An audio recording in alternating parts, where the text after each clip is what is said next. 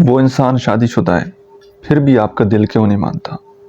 آپ کو پتہ ہے کہ آپ نے غلط جگہ غلط انسان سے محبت کر لی ہے، غلط انسان کے ساتھ آپ تعلق میں آ گئے، لیکن آپ کا دل کیوں نہیں مانتا؟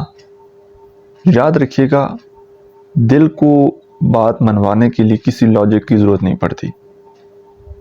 یہ بس دوسرے انسان کے اندر کوئی ایسی چیز ڈھونڈ لیتا ہے جو دل کے لیے اس انسان کو چھوڑنا مشکل ہوتا ہے۔